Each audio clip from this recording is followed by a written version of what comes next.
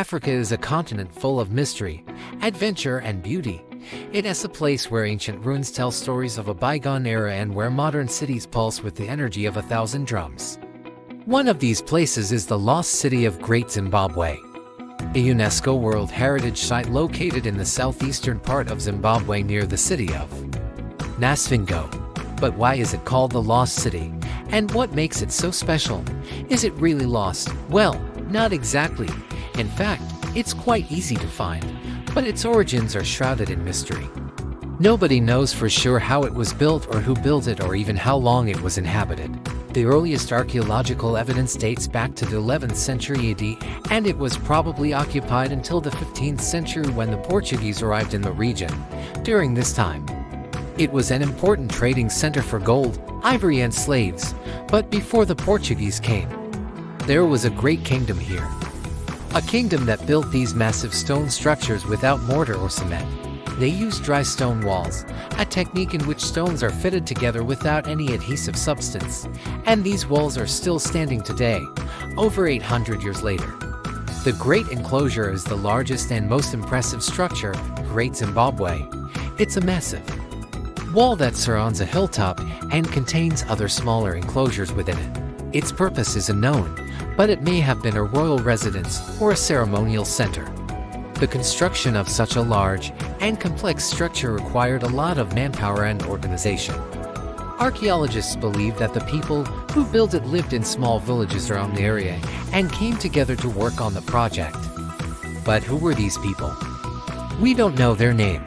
They left no written records behind, and nobody knows where they came from or what language they spoke.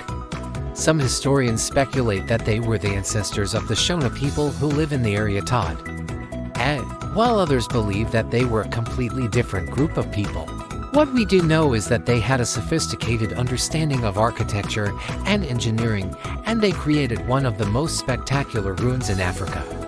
Great Zimbabwe is not only a marvel of engineering, but also a testament to the creativity and skill of the people who built it. Their dry stone walls are decorated with intricate patterns, and some of them have human faces carved on them. These faces are thought to represent the ancestors of the people who built the city or the gods they worshipped. Walking among the ruins of Great Zimbabwe, one can feel the presence of those who came before us. We can see the remnants of their homes, their shops, their places of worship, and their places of power. We can also see the scars they left on the stones, the marks made by their tools, and the scratches left by their animals. But the story of Great Zimbabwe doesn't end there. After the Portuguese arrived in the 15th century, they found a city without inhabitants. They didn't find anyone. Where did the people go? Did they abandon their homes, or were they taken away? Or maybe they were wiped out by a disease or a natural disaster. The Portuguese didn't bother to look for answers. They were more interested in finding gold and slaves. They were also very racist, and they thought that black Africans were inferior and uncivilized. So, they never gave the indigenous people a chance to explain their culture or history. As a result, many of the artifacts and remains of Great Zimbabwe were stolen or destroyed.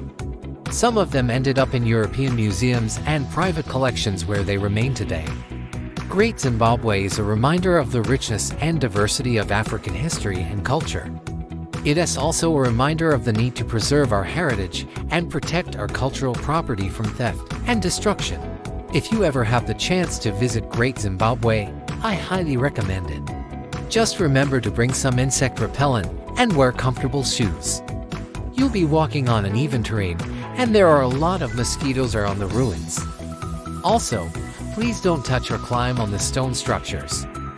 They are very fragile, and we want to keep them safe for future generations. Thank you. If you enjoyed this video, please give it a thumbs up and subscribe to our channel. We make weekly videos about Africa. If you have any suggestions for topics we should cover, please leave them in the comments below.